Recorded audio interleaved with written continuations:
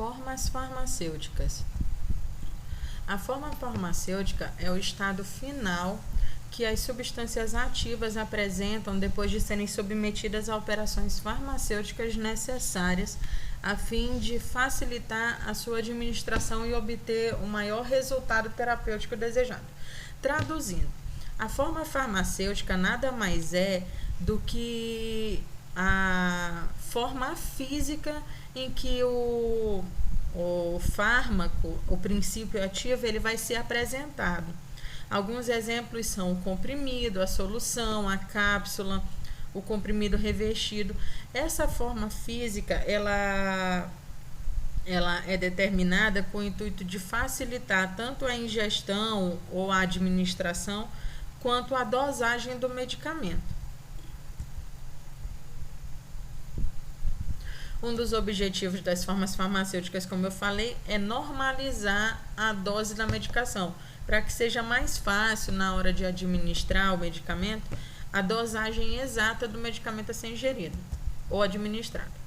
Então, as formas farmacêuticas geralmente são compostas pelo princípio ativo e pelos recipientes, e tem 5 classificações, quanto ao modo de ação, quanto ao alvo terapêutico, quanto à via de administração, quanto ao uso e quanto à forma farmacêutica. De acordo com o modo de ação, ela pode ter ação tópica ou ação sistêmica. Vai ter ação tópica quando exercer ação no local da aplicação e sistêmica quando atingem a corrente sanguínea. De acordo com o alvo terapêutico, ela pode ser organotrópica, quando atua em todo o organismo humano, ou quando atua no organismo humano, e elas podem ser etiotrópicas, quando elas atuam direto nos organismos parasitas. De acordo com a via de administração, ela pode ser tópica. Quando ela é tópica, ela pode ser por via epidérmica, bucal. Geralmente a tópica ela não vai ter acesso à corrente sanguínea, digamos assim. Ela pode ser enteral, quando a administração, em algum momento da administração do fármaco, vai ter contato com o trato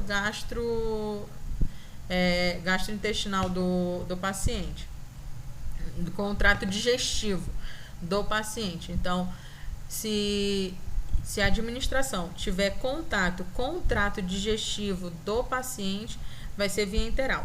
E a parenteral, ela vai ter acesso à corrente sanguínea por outros meios que não sejam o trato digestivo. E tem as especiais, que vão direto pro sistema neurológico, por exemplo, como a anestesia epidural. Tá? Então, para odontologia, quais serão os mais importantes para a gente? O enteral, que a administração é pelo trato digestivo, boca, intestino, estômago. A parental, né? Por exemplo, a gente vai ter as anestesias locais, que são geralmente subcutâneas, submucosa. E tem as tópicas também, que são as epidérmicas, a bucal, que a gente vai utilizar muito, tá? E quanto ao uso, nós temos 2 tipos, o uso externo e o uso interno. O uso externo é incapaz de atingir a corrente sanguínea, já o interno atinge a corrente sanguínea. E o objeto do nosso estudo, que é a classificação quanto à forma farmacêutica, que elas podem ser sólidas, líquidas ou semissólidas. Então, as classificações farmacêuticas, nós temos as sólidas, as pastosas, as líquidas, as gasosas e as especiais. Na forma sólida, a gente vai ter as cápsulas, os comprimidos vaginais, as drágeas, grânulos, ósseas, implantações, óvulos, papéis, pérolas, pílulas, pós e supositórios. A cápsula é uma forma farmacêutica sólida, como falamos agora há pouco, e nela uma ou mais substâncias são acondicionadas em um invólucro à base de gelatina. Ou seja, vai haver um pó em que várias substâncias, um ou mais princípios ativos vão ser colocados em uma cápsula gelatinosa, tá? Que pode ser dura ou mole, dependendo de aonde, em que local do trato gastrointestinal, do trato digestivo, ela vai ser dissolvida. São geralmente administrados por via oral e possuem propriedades de se desintegrarem e se dissolverem no tubo digestivo. Algumas das vantagens das cápsulas são: elas permitem a administração de drogas de sabor desagradável, já que a cápsula gelatinosa pode mascarar esse sabor. Permitem um revestimento gastro-resistente do medicamento. Então, alguns medicamentos é necessário que ele seja dissolvido e absorvido no intestino. Então, a cápsula tem que sobreviver, digamos assim, ao ácido clorídrico do estômago. Então, nesse caso, cápsulas vão ser melhores que comprimidos. Isso a gente vai ver mais lá na frente. E liberam mais rápido o princípio ativo da droga. Os comprimidos são geralmente cilíndricos ou discoides, e eles são basicamente produto da compressão de medicamentos junto com recipiente. Então, geralmente são pós que são comprimidos e se tornam sólidos, se dissolvem mais rápido, muitas vezes até na própria boca eles já começam um processo de dissolução e geralmente terminam no estômago. Algumas vantagens dos comprimidos: eles permitem precisão na dosagem e são de fácil administração. Eles podem ser fracionados e podem ser conservados por maiores períodos de tempo. A drágia são comprimidos revestidos geralmente por queratina, ácido esteárico ou gelatina endurecida com formaldeído. Então, drágia nada mais é do que um comprimido revestido. Geralmente eles têm a superfície lisa e brilhante. Algumas das vantagens: eles facilitam a deglutição, eliminam os sabores e odores desagradáveis, porque na maioria das vezes o fármaco em si, o princípio ativo, o recipiente, tem gosto ruim, o que dificulta a sua ingestão. Então, esses revestimentos, geralmente à base de xarope, tem sabor que integram um sabor mais agradável a esses comprimidos, facilitando assim a ingestão deles, principalmente por criança. Evitam alteração de certos princípios ativos, uma vez que esses princípios eles vão estar envoltos por uma camada protetora, e resistem ao suco gástrico, sendo exposto somente no intestino.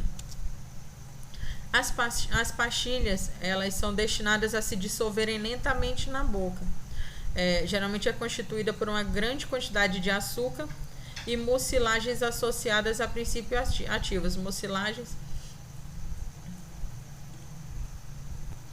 que são formas farmacêuticas gelatinosas, resultado da dissolução de materiais em forma de goma em água. Os supositórios, eles não são muito úteis, digamos assim, na odontologia, mas como é uma forma medicamentosa, vamos passar por eles rapidamente. Eles geralmente são à base de uma substância fundível pelo calor natural do corpo, é destinado a ser introduzido no reto, gerando o amolecimento e dissolução do fármaco. O recipiente mais usado é a manteiga de cacau, que é lipossolúvel, junto com a glicerina gelatinada, que é hidrossolúvel. Os óvulos, eles são formas farmacêuticas obtidas pela compressão ou moldagem. A sua grande maioria tem aplicação vaginal, mas tem também óvulos que são de aplicação oral, de administração oral. Eles devem se dissolver para exercerem a função no local. O recipiente em geral é a glicerina. Os pós são preparações farmacêuticas que se caracterizam pela mistura de fármacos ou substâncias químicas finamente divididas ou na farmacêutica. Em geral são destinados a uso interno, mas também tem alguns que são destinados a uso externo. Podem ser administrados em sua forma simples ou serem ponto de partida para outras formas farmacêuticas, como papéis e cápsulas. Geralmente são fórmulas magistrais para destinadas a farmácias de manipulação. Os grânulos também, geralmente, em sua grande maioria, fórmulas magistrais, são formas farmacêuticas compostas de um pó ou de uma mistura de pós umedecidos e submetidos à secagem para produzir grânulos do tamanho desejado, geralmente, com certeza, claro, maiores que o pó. Os implantes também, outra forma farmacêutica, acredito que não utilizada na odontologia, tá? É uma forma sólida que contém um ou mais princípio ativo de tamanho e formato adequado para ser inserido no tecido do corpo, a fim de liberar o princípio ativo por um período prolongado de tempo. Formas pastosas, nós vamos ter as pomadas, os cremes, as pastilhas, os cataplasmas e os ceratos. As pomadas, elas geralmente são preparações de consistência pastosa destinada a uso externo. O Bepantol, por exemplo, que é muito utilizado na hidratação labial. Tem também o Vetaglós, que é uma pomada cicatrizante muito potente. Tem os cremes, que são emulsões líquidas viscosas do tipo óleo e água ou água e óleo, contendo um ou mais princípios ativos ou aditivos dissolvidos ou dispersos na base adequada. As pastas, elas são pomadas mais espessas devido à grande quantidade de pó solúvel que veiculam. Elas podem aparecer sob forma de pasta dérmica para aplicação tópica ou pastas orais para administração oral de antiparasitários, geralmente antifúngicos, muito utilizadas na prática odontológica. Os cataplasmas, eles são pouco utilizados na área da odontologia. São preparações geralmente magistrais, ou seja, geralmente preparadas em laboratórios de manipulação, em farmácias de manipulação. Geralmente é feito com farinha e água. E sua aplicação é feita geralmente a quente.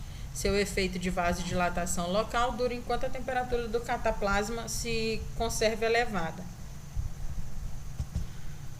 Os ceratos são um tipo de pomada em que o recipiente é constituído por uma mistura de cera e óleo.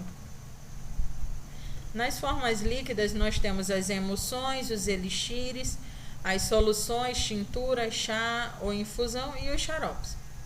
A emulsão é uma forma farmacêutica líquida, de aspecto cremoso, feito com a mistura de um líquido em óleo. Como agentes emulsionantes, geralmente é utilizada a goma arábica e a gelatina. Os elixires são preparações líquidas, límpidas, ou seja, claras, geralmente hidroalcoólicas, ou seja, o solvente utilizado geralmente é o álcool, e são utilizados para fármacos não solúveis em água. Isso é muito utilizado, por exemplo, nos enxaguantes bucais.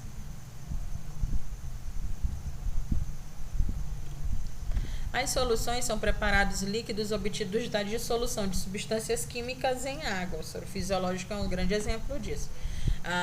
A mistura geralmente pode ser misturada uma ou mais substâncias, normalmente um soluto e um solvente, que resultam em fármacos de fase única. As tinturas, elas são formas farmacêuticas oficiais, pouco utilizadas na odontologia. Então, são soluções alcoólicas, geralmente contendo 10 a 12% de álcool, geralmente é usado por via tópica ou em poções ou xaropes. Chá ou infusão, também pouco utilizado na odontologia. Em geral, são fórmulas magistrais, ou seja, produzidas em farmácias de manipulação. Geralmente trata da ação de água sobre plantas secas, a fim de que seja retirada delas a substância ativa. Os xaropes são formas farmacêuticas em que a substância ativa, em forma de pó ou líquido, se encontra dissolvida numa solução aquosa açucarada concentrada. Então é uma fórmula em que 2/3 do peso do material, do peso do fármaco, é composto de sacarose ou então de outros açúcares. Pouco indicado para diabéticos. A forma gasosa, vaporização, geralmente por vaporização, são formas farmacêuticas magistrais, geralmente, resultantes da liberação de vapor de água por si só ou contendo antissépticos e que se destinam a ser inalados. Além das magistrais, a gente também tem, por exemplo, de grande utilização na odontologia, principalmente na parte de sedação, o óxido nitroso, que é introduzido, administrado na forma gasosa, para controle principalmente de crianças ou mesmo de pacientes com necessidades especiais durante o atendimento odontológico. Nós temos ainda outras formas especiais, como os aerossóis, as ampolas, colírios e spray. Os aerossóis são formas farmacêuticas que são constituídas como um nevoeiro não molhante, formado por microgotas. As ampolas são tubos de vidro ou plástico, geralmente a gente utiliza um grande exemplo é a anestesia local. Servem para facilitar a esterilização e conservação de seu conteúdo. Os colírios não utilizados na odontologia são formas farmacêuticas destinadas a serem aplicadas na mucosa ocular. Os sprays são formas farmacêuticas semelhantes aos aerossóis. A diferença é o diâmetro da partícula liberada. Geralmente, os sprays têm tamanho, as partículas têm tamanho superior a 0,5 micrômetros, já os aerossóis, o diâmetro é menor do que 0,5. Ficamos por aqui.